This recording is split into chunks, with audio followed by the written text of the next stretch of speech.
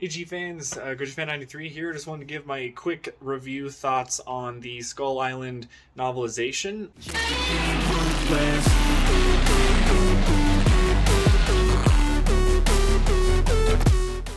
I finished reading this book a few days ago, and I just wanted to give my thoughts on it. So, as you guys know, I finished reading the comic book of the prequel sequel for Kong Skull Island, and so I got to that one, and I just want to say that it was actually a very enjoyable read.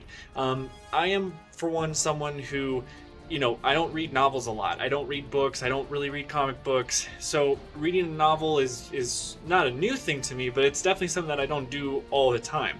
So it was a different experience reading this because obviously I've watched the movie many times before, and so reading the book was it was a really cool experience.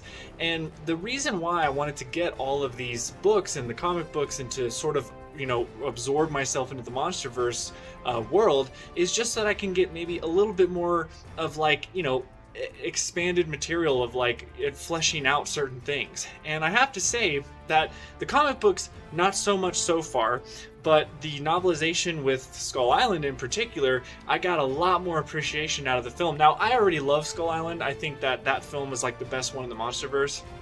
But the book in particular really enhances a lot of the things in the movie.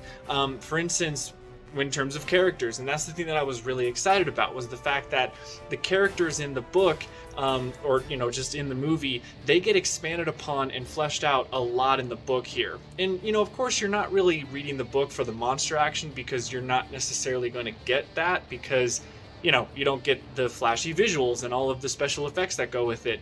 For here, it's all about the setting, the characters, their backstories, what they're thinking, how they're feeling. You get a lot more of that, and I feel that it's a great companion piece to the movie. And actually, when I finished reading this, I went and watched the movie again and got so much more out of it, because going into it, I knew more about the characters. So it just made the movie overall better for me, and it was really cool. So one of the cool things that I really liked about it was the pacing. I think the author did a very good job in terms of pacing, that he didn't linger on scenes too much. And of course, I know as the scenes were playing out, I could visualize them in my head because I've obviously watched the movie. So that made it a bit better as well. But the cool thing is that he definitely didn't linger on scenes. He kept a brisk pace. He didn't stay on things too long, because I know some novels and books, they tend to go on and on and on about how a character is feeling, and they go really detailed into certain things. I was happy with here that it was, he gives you enough information, then he moves on to the next thing. So it was really good. The other cool thing about this is I really love the character background information. The ones that I think off the top of my head are Rhonda's character. I like how, and he was my favorite character anyways in the film, but what I like about it is that you get to learn more about him and his backstory. So he was made fun of a lot as a kid, and you don't really get that in the movie. You don't really get the sense of where he came from. So in this film, or in this book, you get that idea that, okay, Rhonda came from a background of being ridiculed and made fun of for all of his theories, and that's what drives him to, have his goal that we see in the movie. Ultimately, making his death more sad too, I would say.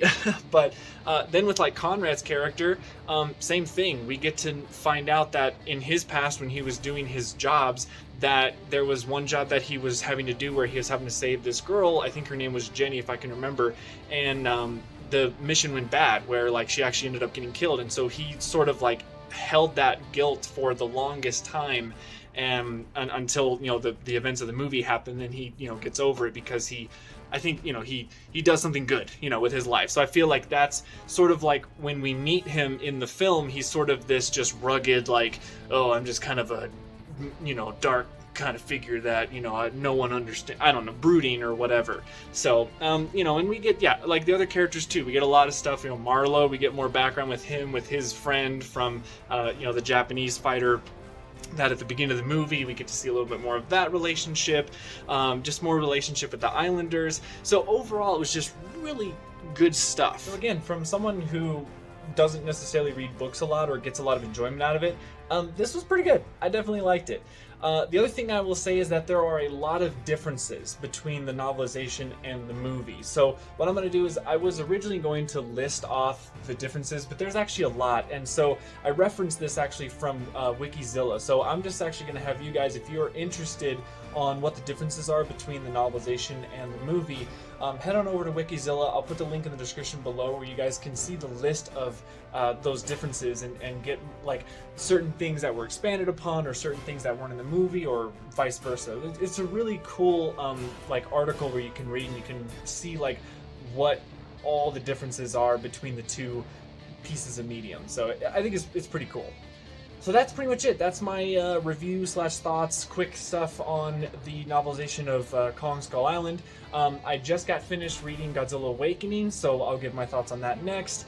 And then also got started reading the Godzilla 2014 novelization, and so far it is really good actually. So I'm very much excited to get into that, and I'll give my thoughts when I finish that book. So that's it for me, guys. Thank you so much for watching, and as always, stay big, G fans.